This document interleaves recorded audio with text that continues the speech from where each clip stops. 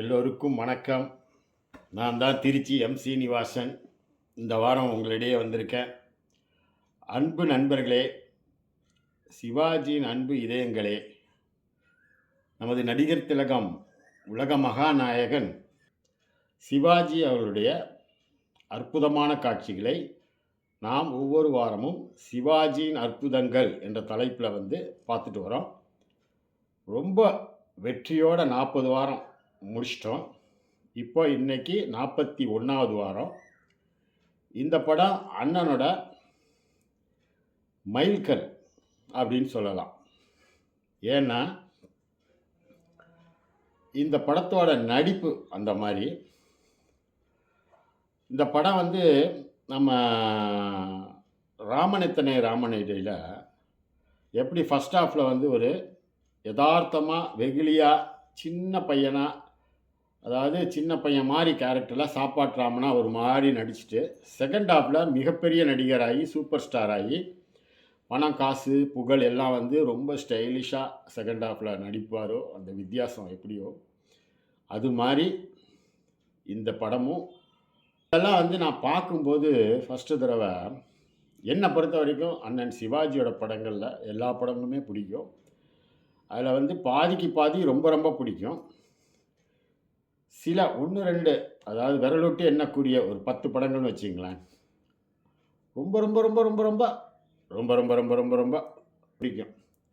அந்த வரிசையில் இந்த படமும் ஒன்று. காரணம் என்னன்னா, நானும் யோசனை பண்ணி பண்ணி பார்த்தேன், இப்படி ஒரு கேரக்டரை இவர் எப்படி செஞ்சுருப்பார். என்ன தான் இவர் நாடகத்தில் நடிச்சிருந்தாலும் பராசக்தி படம்லாம் இவரை கூப்பிட்டு கொடுத்தாங்க சான்ஸு. அதுலேருந்து கொஞ்சம் ஒரு 7 8 படம் வரைக்கும் டைரக்டர் ஏதாவது சொல்லி கொடுத்துருப்பான், நடிப்பார், ரைட்டு. அதன் பிறகுலாம் அவர் பெரிய சூப்பர் ஸ்டார் ஆகிட்டார். அதனால் அவர்கிட்ட போய் சொல்லி கொடுக்கணுன்னு எவனுக்கும் தைரியமும் வராது, துணிச்சலும் வராது. இதுதான் கேரக்டர்னு சொன்னாக்கா அதுக்கு தகுந்த மாதிரி அவர் தான் அதை பிளான் பண்ணி நடிப்பார். அப்படி தான் அவரோட ரியல் இது இருந்திருக்கு சினி ஃபீல்டில். மற்ற நடிகர்களை மாதிரி போயிட்டு சொல்லி கொடுக்குற வேலையெல்லாம் அவர்கிட்ட இருக்காது. சொல்லிவிட்டு அவர் செஞ்சுருவார்.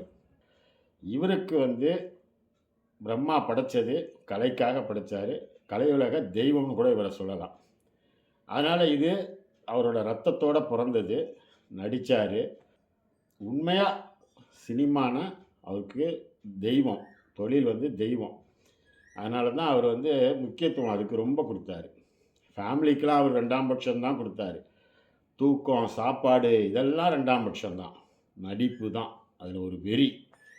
அதனால தான் அவர் கொடுத்த கேரக்டரை சிறப்பான கேரக்டராக எடுத்து அதை எப்படி நடிக்கணும்னு பிளான் பண்ணுவார். பிளான் பண்ணிட்டு தான் அப்புறம் நடிக்க வருவார். அது மாதிரி தான் இந்த படத்தையும் அவர் கண்டிப்பாக செஞ்சுருப்பாருன்னு நான் நினைக்கிறேன். இப்போ சும்மா ஒரு உதாரணத்துக்கு சொல்கிறேன். இப்போ நான் ஒரு ஸ்கூல் வாத்தியார்னு வச்சுங்க. என் கிளாஸில் படிக்கிற ஸ்டூடெண்ட்ஸுக்கு நான் நல்லா சொல்லித்தரேன். எல்லாம் அதில் ஒரு பையன் மட்டும் ரொம்ப நல்லா ஒரு தடவை சொல்லிக் கொடுக்கும்போதே நல்லா புரிஞ்சுக்கிறான்.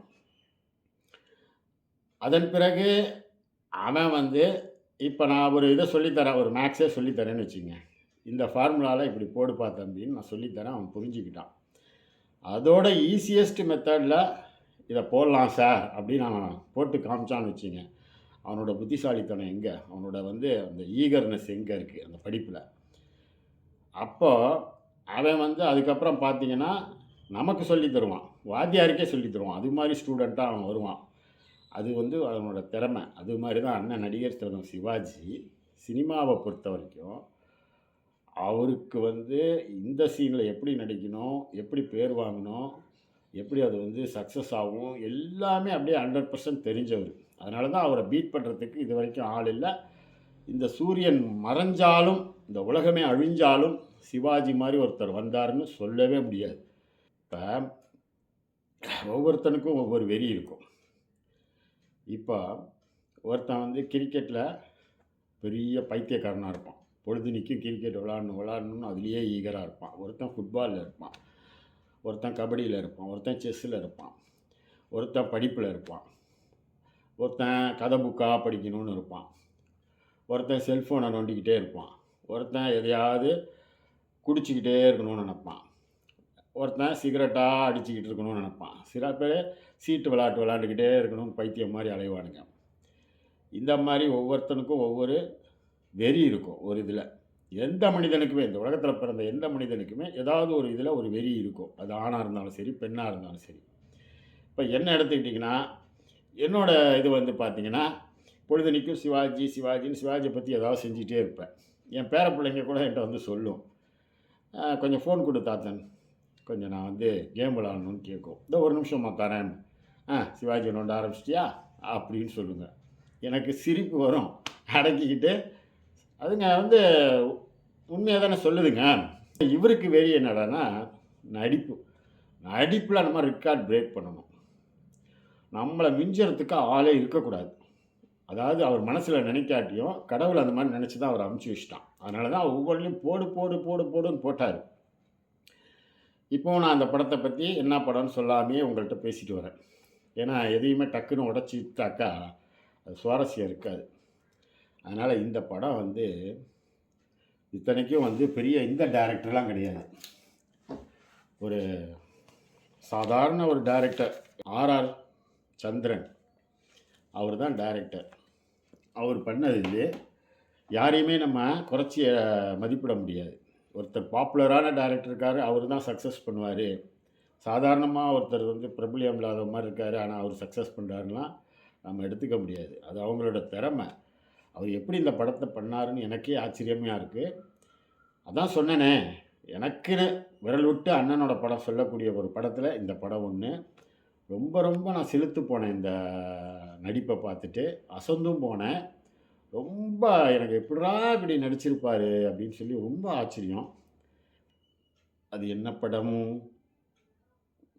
மகாகவி காளிதாஸ். இது ஒரு பிளாக் அண்ட் ஒயிட் படம். நல்லா கேட்டுங்க, இது ஒரு பிளாக் அண்ட் ஒயிட் படம். இந்த படம் வந்த தேதி வந்து 19/8/1966. அண்ணனுக்கு 107வது படம். இது கதை வந்து கூமா பாலசுப்ரமணியன், இசை வந்து கேவி மகாதேவன். இந்த படம் வந்து அந்த வருஷத்தில் 4 படம் தான் வந்துச்சு. மோட்டார் சுந்தரம் பிள்ளை, மகாகவி காளிதாஸ், சரஸ்வதி சபதம், செல்வம். இந்த படத்தில் வந்து நான் சொன்ன மாதிரி தான் அந்த வருஷத்தில் வந்து 4 படம் தான் நடித்தார். கிட்டத்தட்ட பார்த்தீங்கன்னாக்கா 26/1/1966 வந்து மோட்டார் சுந்தரம் பிள்ளை படம் வந்துச்சு. அதன் பிறகு பிப்ரவரி, மார்ச், ஏப்ரல், மே, ஜூன், ஜூலை, ஆகஸ்ட்டில் 19/8/66 தான் மகாகவி காளிதாஸ் வருது. மகாகவி காளிதாஸுக்கு வந்து நடிக்கிறதுக்காக அவ்வளோ நாள் ஆச்சோ. ஏன்னா அந்த நடிப்பு அவ்வளோ பிரமாதமாக இருக்கும். சீன் பை சீன் கண்ணில் ஒத்திக்கணும். எனக்கு ரொம்ப ரொம்ப ரொம்ப ரொம்ப ரொம்ப பிடிச்ச படம். இந்த படத்தை வந்து முக்கியமான காட்சிகளை காட்டுறேன். தயவு செஞ்சு பாருங்கள், ஃபுல்லாக பாருங்கள். எதையுமே ஃபுல்லாக பாருங்கள். சும்மா பாதியில் பார்த்துட்டு விட்டுறாதீங்க. நம்ம பார்க்காததான் நினைக்காதீங்க. மறுபடியும் அதை ரிமைண்ட் பண்ணிக்கோங்க. பார்ப்போமா? வாங்க பார்ப்போம். பொருளோடு இந்த ஏழையின் சண்டை வயிறோடு இருப்பவன் சண்டை. பொருளோடு இந்த ஏழையின் சண்டை வயிறோடு. கல்லாய் வந்தவன் கடவுளம்மா, அது கனியாய் கனிஞ்சவன் தேவியம்மா. புல்லாய் முளைச்சவன் சத்தியம்மா, அது பூவாய் மலர்ந்தவ காளியம்மா.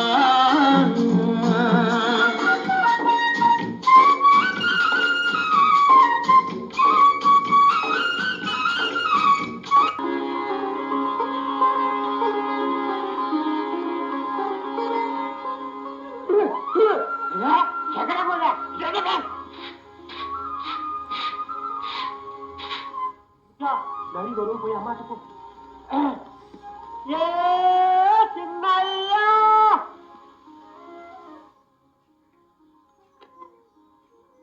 தாயே காளியாத்தா, நானு எங்க அம்மா எங்க அப்பா சுப்ப பூங்காவனம் ஆடு மாடு கோழி நாடு ஊடு எல்லாம் நல்லா இருக்கணும். எல்லாத்துக்கும் நிறைய தின்றத்து கிடைக்கணும், லட்டு கிடைக்கணும். நீதான் சொன்ன உன்னையெல்லாம் ஒரு துரும் பதையுமா வா காளியாத்தா.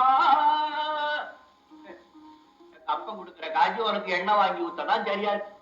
ஆகி அவர் லட்டு வாங்கி தின்ன முடியுதா? ஐயோ நீ கோச்சுக்காத, என் வகுத்தறிச்சல சொன்னேன். நானும் உன்னை கவனிக்கலன்னா உனக்கு யாருதான் தெரிய இருக்கா? நான் இருக்கேன். ஆனா வாடா சுப்பா, இட்லி சுப்பா எங்க போயிருந்த இப்படி நாள்? அதை ஏன்டா கேக்குறேன்?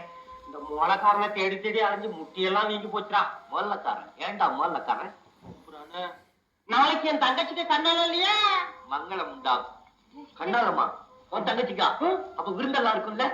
பிரமாதமா விருந்து போட போறேன்டா. மறுவாத கட்ட பயல நண்பனாச்ச வாடான்னு ஒரு வார்த்தை குட்டியா. என்னடா சின்னையா நீ இல்லாமலாடா? நாளைக்கு காலையிலேயே வந்துவிடு. ஒரு பக்கமா உட்கார்ந்து 2 பேரும் நல்லா சாப்பிடுவோம். லட்டு இருக்கா? இம்மாத்தம் பெரிய லட்டு போட போறேன்டா. இம்மாத்தம் பெருசு வர்றேன். ஒரு மம்புட்டி எடுத்துட்டு வர்றேன். வெட்டி அணைச்சு என்னாச்சு?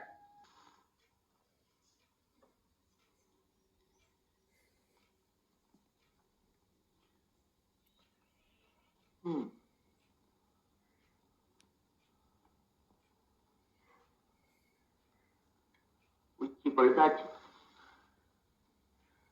கண்ணாலெல்லாம் முடிஞ்சிருக்கும். முதல் குஞ்சு நடக்கும். எல்லாரும் குஞ்சுக்கிட்டு கொட்டிக்குவாங்க. லட்டு லேசி ஆயாசம் வட. நான் தான் போக முடியல. காளியாத்தா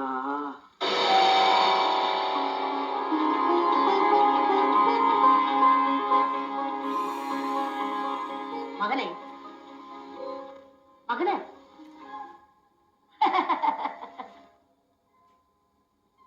யாருமா நீ? எப்படி கோயிலுக்குள்ள போன? நான் இங்கதானே உட்கார்ந்துகிட்டு இருக்கேன். எனக்கு தெரியாம எப்படி போன? நான் இங்கே தானே பாருங்க. இங்க இருக்கியா? புராண நான் இம்புட்டு நாள் அவனை பார்க்கல, இங்கே இருக்கிறேன்னு சொல்ற. நீதான் தினம் என்ன பார்த்துக்கிட்டே இருக்கிய. ஆமா நீ ஏன் இவ்வளவு கணக்கா இருக்க? சாப்பிடலையா? ஓ சாப்பிட்டேன். விருந்து சாப்பாடு. ஓஹோ விருந்து சாப்பிட்ட கிளப்பா? இந்த வெத்தலை போட்டு பயிர் எரியுதுங்க. வெத்தலை பாக்கு போடுறது அவன் விருந்துக்கு போகாம நான் உட்காந்துக்கிட்டு இருக்கேன். அப்படின்னா நீ விருந்துக்கு போகலையா? நான் எப்படி போறது? எங்க போறது? இல்லப்பதான் ஒருத்தர் இருக்காங்க வீரபத்திர சாமி மாதிரி நல்லா சமைச்ச பூசை கொடுத்து ஆட்டை வரட்டிக்கிட்டு போடா. விருந்து ஒண்ணும் கிடையாதுன்னு இங்க ஆரம்பிச்சு விட்டான். அட பாவமே, உங்க அப்பனா அப்படி சொல்ல? வேற எவனாவது சொல்லி இருந்தா தலையை கிள்ளி தண்ணி உள்ள போட்டிருப்பேன். ஆமா தம்பி, நான் ஒண்ணு சொல்றேன் கேக்குறியா? என்ன? நீ போய் திருப்தியா விருந்து சாப்பிட்டு வா.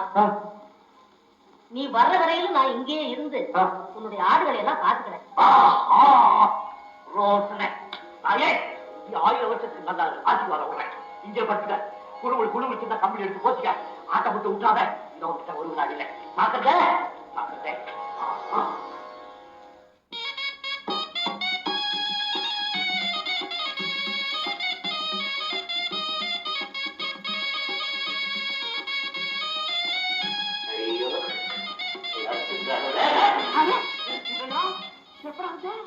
லட்டு இங்க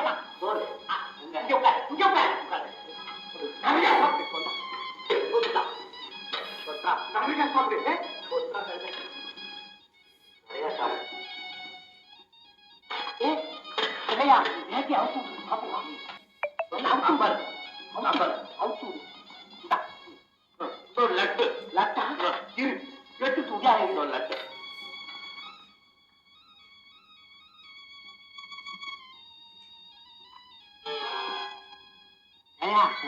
இந்த சம்பந்தி ரொம்ப வசதியானவனா? ஆமா ஆமா. இரு 1000 ஆடு தேரமா? அது எனக்கு தெரியாது. தெரியாதா? சரி சின்ன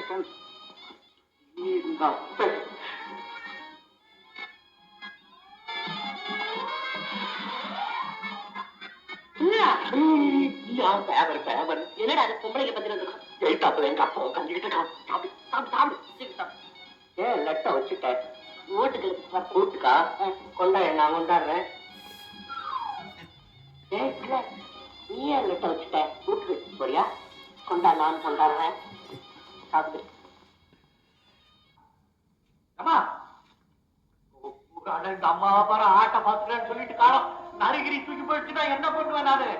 ஏய் அம்மா அம்மா மகனே இங்க இருக்கியா? நல்ல அம்மா நீ, எங்க அம்மாவை விட ரொம்ப நல்ல அம்மா. அப்பா அப்பா ரொம்ப சந்தோஷம். உனக்கு எப்படி நன்றி சொல்றேன்னு தெரியல. உன்னுடைய உதவியினால. என்னப்பா நல்லா சாப்பிட்டியா? நல்லா சாப்பிட்டியாவா? என்ன கேள்வி இது? என்ன சாப்பாடு, என்ன வடை, என்ன பாயாசம், வயிறு வருத்தப்படுது அந்த அளவு.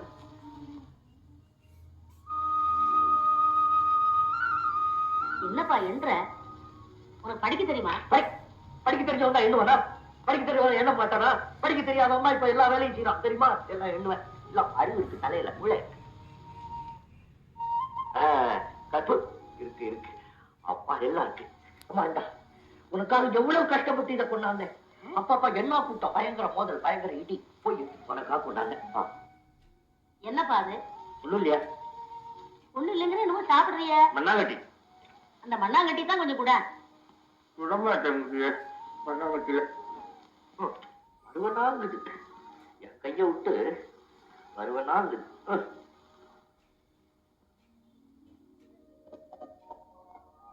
அப்பா எப்படி ருசி? நல்ல ருசி இல்ல? அப்பா சூப்பர் நல்லா சமையல அவனே நல்லா சமைப்பான். அப்பா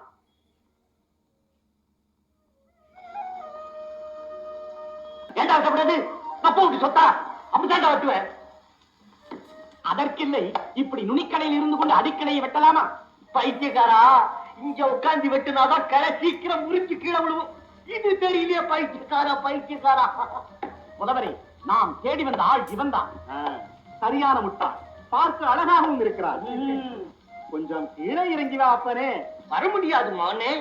என்னடா அப்ப மானீங்க? யாரு நீங்களா? முரட்டு சென்று வரமாட்டான் போல இருக்கிறது. வேறு முயற்சி செய்யலாம். பலே பலே. யாரும் ஆட்டுக்கு போறவன் ஆட்டை தொட்டி வெட்டி விட.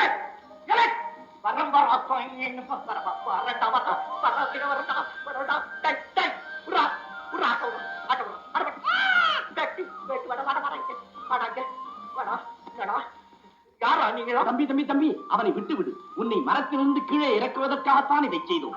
ஓஹோ, அப்படியா சமாச்சாரம்? யார் நீங்கள்? என்னே சிருஷ்டியின் விசித்திரம். முகத்திலே முழு நிலவு, அகத்திலே அமாவாசை. எங்களுக்கு உதவி செய்ய வேண்டும். உதவியா? அடப்பாவிகளா, அது அப்பவே சொல்லிட்டா மழாண்டி இறக்கி வந்து செஞ்சிருப்பனே. என்ன உதவி செய்யணும்? உங்க வீட்டு ஆட்டுகளை எல்லாம் 4 நாளைக்கு மேய்ச்சி கொடுக்கணுமா? இல்லை இல்லை இல்லை இல்லை. நீ எங்களோட நகரத்துக்கு வந்து 4 நாட்கள் தங்கி இருந்தால் உனக்கு பொன் பொருள் ஆடை ஆவரணம் எல்லாமே கொடுப்போம். 4 நாள் தங்கி இருந்தா பொண்ணு பொருள் ஆடை ஆவரணம் எல்லாம் என்னடா இது? அப்ப சோறு யார் போடுறது? கூடை கூடையா கிடைக்கும். லட்டி தட்டு தட்டாக தருவோம். என்னடா இது? தட்டு தட்டா லட்டி கிடைக்குமா? ஆமா, 4 நாளைக்கு நான் உங்க கூட வந்துட்டா என் ஆட்டுகளுக்கெல்லாம் யார் தலை உடைச்சு போடுறது? மரத்திலிருந்து இலைகள் தாமாகவே உதிர்ந்து விடும். யாரு ஆட்டுகளை எல்லாம் கட்டுறது? தாமாகவே கட்டிக்கொள்ளும். காளியாத்தா கோயிலுக்கு யாரு விளக்கு போடுறது? யாரு கூட்டி பெருக்கிறது? எல்லாமே தாமாகவே நடக்கும். எல்லாம் தாமா. என்னடா அதிசயம். சரி, ஏதோ உதவி கண்டிருக்க, 4 நாளைக்கு வர்றேன்.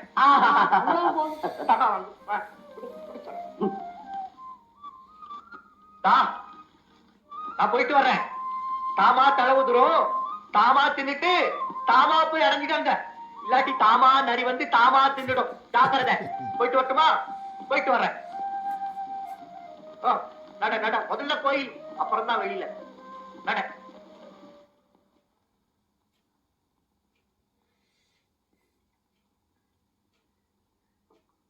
தாயே, காளியாத்தா, போயிட்டு வந்துடுறேன். உனக்கு எல்லாம் தாமா நடக்குமா? புள்ளிவர்கள் எல்லாம் சொல்லியிருக்காங்க. 4 நாள் திரும்பி வந்துடுறேன். ஆனா 4 நாள் உன்னை தனியா எப்படி விட்டுட்டு இருக்கிறன்னு தான் எனக்கு காவலையா இருக்கு. போயிட்டு வரட்டுமா? அப்படிதான் போயிட்டு வர.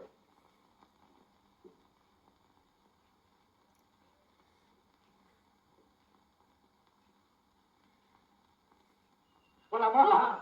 போலாமா?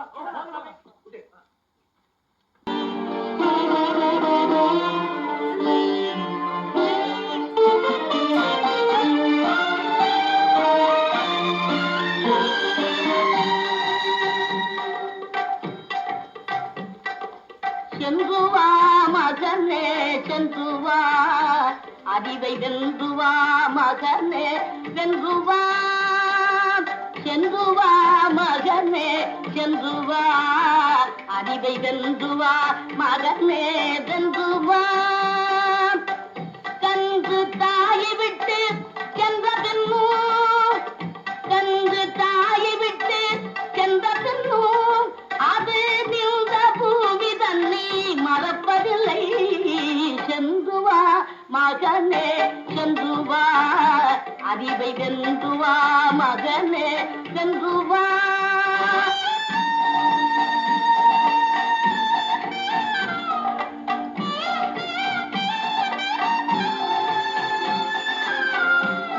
இருக்கும் இடத்தில் நான் இருப்பேன் நிழலிலும் பொருளாக குடியிருப்பேன் தாயிருக்கும் வரையில் கலக்கமில்லை மகனே தாயிருக்கும் வரையில் கலக்கமில்லை இந்த தாயிருக்கும் வரையில் கலக்கமில்லை எந்த சபையிலும் உனக்கு நடுக்கமில்லை சென்றுவா மகனே சென்றுவா அறிவை வென்றுவா மகனே சென்றுவா.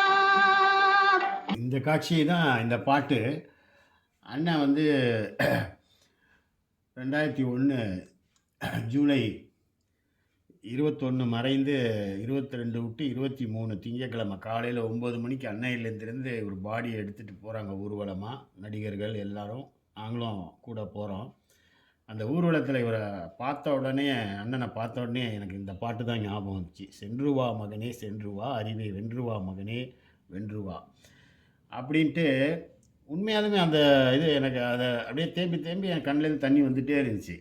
போகிறாரே இதோட அவ்வளோதான், இனிமேட்டு திரும்பி வரமாட்டாரேன்னு சொல்லிட்டு இந்த பாட்டை நான் கேட்கும்போது தான் எனக்கு அந்த சீன் தான் என் ஞாபகம் வரும். அண்ணன்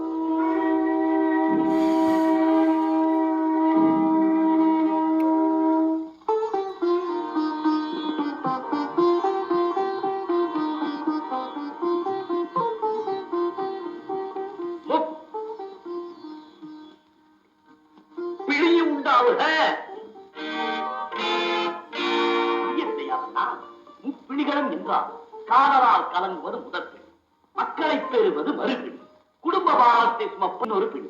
இத்தகைய இன்பகரமான முப்பிணிகளும் நமது இளவரசியாருக்கு உண்டாக வேண்டும் என்பது எங்கள் குருநாதரின் ஆசை.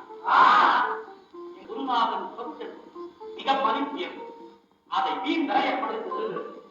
ஆகவே புலமை போட்டியை தைரிய முதலை நடத்த மனம் கருந்திருக்கிறார். நடத்தட்டுமே, இளவரசியாரே கேள்வியை தொடங்கலாம்.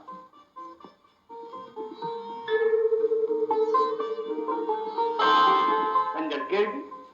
ஒரே தெய்வம் என்பது தவறு.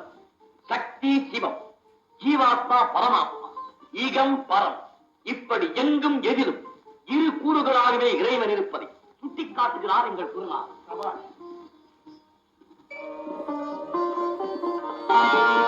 நாம் கேட்டது மூர்த்திகளாகவும் பிரிக்கலாமே என்கிறீர்கள், அதை மறுக்கிறார் எங்கள் குருநாதர். யாவும் 4 வேதங்களில் அடக்கம் என்பது அவருடைய குறிப்பு.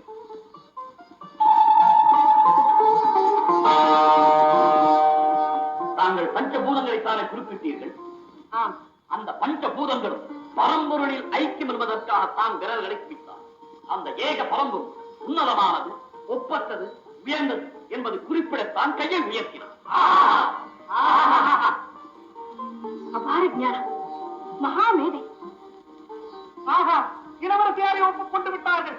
நமது பூராவரின் பூமதிக்கு வெற்றியை பாராட்டி எமது திருமகளை மணப்பதற்கு சம்மத குறிப்பாக இந்த முத்தாரத்தை தங்களுக்கு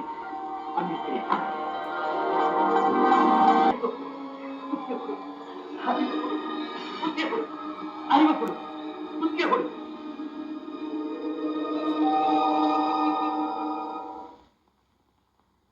மகனே, உலகத்தின் கல்வி அனைத்தையும் நீ ஓதாமலே உணர்த்திருவாய். அகிலமே வியக்கும் அற்புத கவிகளை மழையிறப் பொழிவாய். மகாகவி காளிதாசன் என்று உலகெல்லாம் புகழப் பெறுவாய். உனது காவிய படைப்பினால் போஜனின் அரசவை என்றும் சிறந்து விளங்கட்டும். மாணிக்க வீணையே, மரகத பதுமையே, வைரத்தில் தோய்ந்த மனமே, மதங்க மாமுனிவரின் மாதவ செல்வியே, மாதுளம் சிவந்த விழியே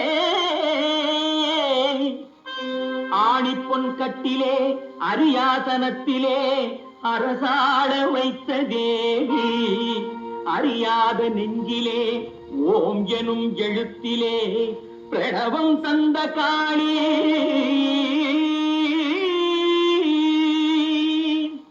யார் தருவார் இந்த அரியாசனம் யார் தருவார் இந்த அரியாசனம் புதிய அரசோடு எனக்கும் ஒரு சரியாசனம் யார் தருவார் இந்த அரியாசனம் புதிய அரசோடு எனக்கும் ஒரு சரியாசனம் அம்மா யார் தருவார் இந்த அரியாசனம் மலரும் வானிலவும் சிந்தும் அழகெல்லாம் உன் எழில் வண்ணமே குழலும் யாழிசையும் கொஞ்சம் ஒலி எல்லாம் உன் குரல் வண்ணமே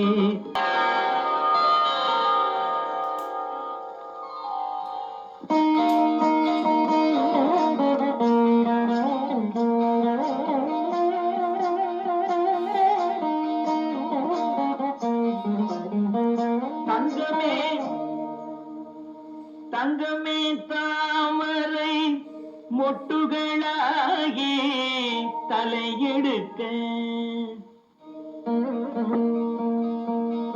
தங்கமே தாமரை மொட்டுகளாகி தலையெடுக்க குங்குமம் தோய்ந்த முகப்பினில் வண்டு கொலுவிருக்க பங்கையன் விந்தை படைப்பாகி நிற்கும் பசும் கொடியுமே பொங்கியே பூத்த முழுநிலா வண்ணம் புறப்பட்டதே நாமும் கவனித்தோம். கவி பாடுவதற்கு புது முயற்சியோ ஏன் புரியவில்லையோ? நாம் பாடியது கட்டளை கலித்துறை, அது புரிகிறது. அதிலே உள்ள பொருட்குற்றமும் புரிகிறது. பொருட்குற்றமா? என் பாட்டிலா? ஆமா. என்ன கண்டீர்? இரவிலே உலவுகின்ற நிலவும் பகலிலே மலருகின்ற தாமரை ஒரே கவியில் சந்திப்பது முரண்பாடல்லவா? அதனால் தான் தாமரை மொட்டு என்று பாடினேன், மலர் என்று பாடவில்லையே. அதை தாங்கள் கவனிக்கவில்லையோ? கவனித்தோம் தெளிவாக. நீர் நிலவை பற்றி பாடினால் கூறியதே போய். எப்படி? இன்று அமாவாசை, நிலவு எப்படி வரும்? நிரூபித்து காட்டினால் நான் உண்மை தண்டிப்பேன். சம்மதமா? என்ன அரசரையே நீர் தண்டிப்பீரா? அரசன் குடிமகன் என்ற பிரச்சனை என்றது இரண்டு புலவர்களுக்குள் ஏற்பட்ட சர்ச்சை. சம்மதமா? சரி, ஒப்புக்கொள்ளுங்கள். மகிழ்ச்சி. வெளியே சென்று பாரு. இன்று நிச்சயம் நிலவு புறப்படும். பார்க்கலாம். தாயே,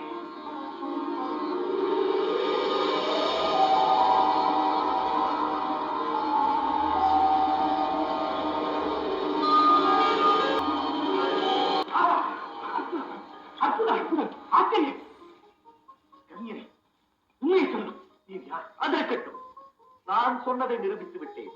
இப்போது உண்மை தண்டிக்கப் போகிறேன். என்ன தண்டனை தெரியுமா? ஆயுட்காலம் முழுவதும் அறுக்க முடியாத கட்டுகளுடன் நீர் ஒரு கைதியாகி கிடக்க வேண்டும் என் இதய சிறைக்குள்ளே. எவ்வளவு இன்பமான தண்டனை நண்பா. நான் தான் காளிதாஸ். கவிமன்னன் காளிதாசனா? ஆகா, உமது தீஞ்சுவை கவிகளை தினம் தினம் பருகியுள்ளோம்.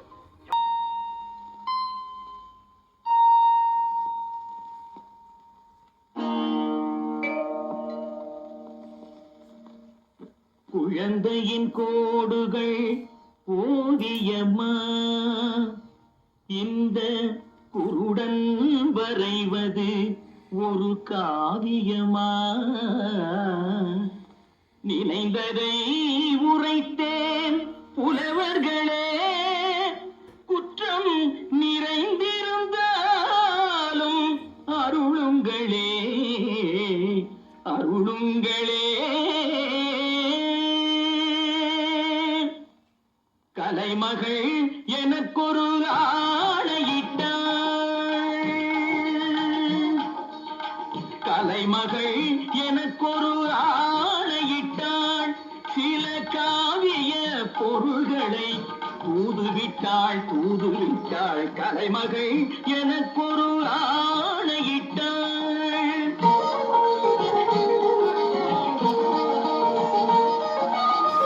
அலையனும் எண்ணங்கள் ஓடவிட்டாள் ஓடவிட்டாள் அதை ஆயிரம் உவமையில் பாடவிட்டாள் கலைமகள் எனக்கொரு ஆணையிட்டாள்.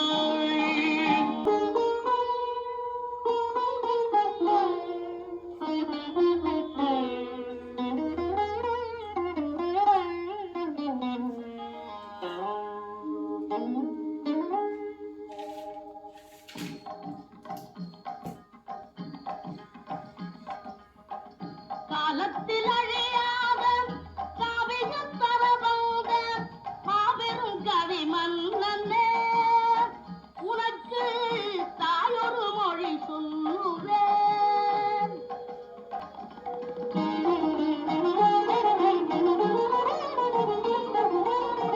உணர்ச்சியில் விளையாடும் உன்னத கவி சிங்கம், உணர்ச்சியில் விளையாடும் உன்னத கவி சிங்கம் களத்தில் விழலாகுமா மகனே, சந்தனம் சேராகுமா?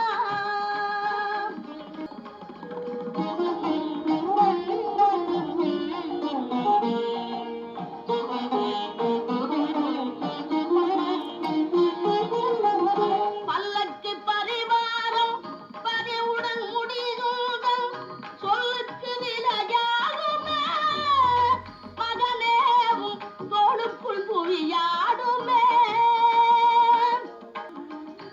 ஊருக்கு கதை சொல்வோர் உள்ளத்தை வதை செய்தால், ஊருக்கு கதை சொல்வோர் உள்ளத்தை வதை செய்தால் சீர்பெரும் கதை வாடுமே மகனே, தெய்வத்தின் முகம் வாடுமே. காலத்தில் அழியாத காவியம் தரவந்த மாபெரும் கவி மன்னனே, உனக்கு தாயொரு மொழி சொல்லுவேன். யாருக்கும் வாழ்வுண்டு அதற்கொரு நாளுண்டு, அதுவரை பொறுப்பாயடா மகனே, என் அருகினில் இருப்பாயடா. மகனே, நீ மறுபடியும் எங்கே போகிறாய்? என் தாயின் கோயிலுக்கு. கேபி சுந்தராம்பாள் பார்த்தீங்களா? கேபி சுந்தராம்பாள்லாம் அப்போவே 1,00,000 ரூபா வந்து நடிக்கிறதுக்கு சம்பளம் வாங்கினதா சொல்லுவாங்க. மிகப்பெரிய ஸ்டார் அவங்க, ரொம்ப பெரிய திறமைசாலி. அவங்க பாட்டை கேட்டிங்களா? இவங்கெல்லாம் எம்ஜிஆர் படத்துலலாம் நடித்ததே இல்லை, நடிக்கவும் மாட்டாங்க. காரணம் என்னன்னா, சிவாஜிங்கிற பூவோட இந்த கேபி சுந்தராம்பாளுங்கிற பூ சேர்ந்தாதான் மணக்கும். அவங்கெல்லாம் வந்து பெரிய ஜீனியஸ். சிவாஜிங்கிற ஒரு இமயத்தோட சேர்ந்து நடிக்கிறதுல ஆசை. நிறையா புராண படங்கள் இந்த மாதிரி படங்கள் எல்லாம் நடிச்சிருக்காங்க. அவங்க சொந்தமாக பாடின பாட்டு என்ன பாடுறாங்க பார்த்தீங்களா? காலத்தில் அழியாத காவியம் தர வந்த மாபெரும் கவி மன்னனே. இது வந்து மகாகவி காளிதாசை சொல்கிற மாதிரி உண்மையாக இவங்க நடிகர் திலகம் சிவாஜியை சொல்கிறாங்க. Double meaning. இந்த பாட்டு ஃபுல்லாக டபுள் மீனிங். உணர்ச்சியில் விளையாடும் உன்னத கவி சிங்கம், ஏன்னா உன் தோளுக்குள் புவி ஆடுமே. வார்த்தைகள் ஒவ்வொன்றும் பாருங்கள், அப்படியே இவங்க வாயால் புகழ்கிறாங்க சிவாஜியை. உன்ன மாதிரி ஒரு நடிகர் இந்த உலகத்திலேயே இல்லைப்பா, நீ எங்களுக்கு கிடைச்சது ஒரு பெரிய வரப்பிரசாதம். உன் முன்னாடி எல்லா பயிலும் சும்மா கொசு தூசி அப்படிங்கிற மாதிரி சொல்லாமல் சொல்கிறாங்க இவங்க வாயால். இவங்கெல்லாம் இந்த மாதிரி பாடிட்டு போனதுக்கப்புறம் இதை விட பெருமை புகழ் எங்களுக்கு சிவாஜிக்கிட்ட என்னத்தை நாங்கள் எதிர்பார்க்குறோம் சொல்லுங்கள் பார்க்கலாம். ஏன்னா அவன் ஆஸ்கார் விருது கொடுக்குறான், கொடுக்காட்டி போகிறான். இந்தியாவில் பாரத் விருது கொடுக்குறான், கொடுக்காட்டி போகிறான். அதெல்லாம் எங்கள் செருப்புக்கு சமானம். இந்த அம்மா கேபிஎஸ் டபுள் மீனிங்கில், ஏன்னா எல்லாருக்கும் இப்படி பாடிடுவாங்களா? அவங்க தகுதி உள்ளவங்களுக்கு மட்டும்தான் பாடுவாங்க. அதனால தான் சிவாஜி இன்றைக்கும் அந்த நடிகர் திலகன்ற ஒரே பட்டத்தோட எவனும் பக்கத்தில் நெருங்க முடியாமல் ரெக்கார்ட் பிரேக்கோட இன்றைக்குள்ள தலைமுறையும் அவரோட ஒரு நடிகரான்னு கேட்குறாங்க. ஏன்னா இன் ஃப்யூச்சர் இன்னும் தலைமுறைகள் வரும். நான்லாம் இருப்பேனோ இருக்க மாட்டேனோ, ஆனால் ஃப்யூச்சரில் இன்னும் தலைமுறைகள் இவரோட நடிப்பை பார்த்துட்டு பிரமிச்சு போய் இவரோட பேர் நின்றுட்டு தான் இருக்கும். சிவாஜிக்கு என்றைக்கும் அழிவு இல்லை. அது ஒரு சாகா வரம் பெற்ற ஒரு மனிதர். மனிதன் தவம் இருந்து தான் கடவுள்கிட்ட வரம் வாங்குவான். கடவுளே தவம் இருந்து தான் கொஞ்ச நாள் தவம் இருந்து தான் இப்படி ஒரு படைப்பை படைச்சி அன்னை ராஜாமணி மூலமாக இந்த செல்வத்தை நமக்கு கொடுத்துருப்பாருன்னு நினைக்கிறேன். இதனால தான் நான் அவரை உலக மகாநாயகன் சொல்கிறேன். அவரோட புகழ் என்னன்னைக்கு நீடூழி வாழணும். இந்த வாரம் இந்த அற்புதமான படத்தை பார்த்தோம். அடுத்த வாரம் இன்னொரு அற்புதமான படத்தில் பார்ப்போம். நன்றி, வணக்கம்.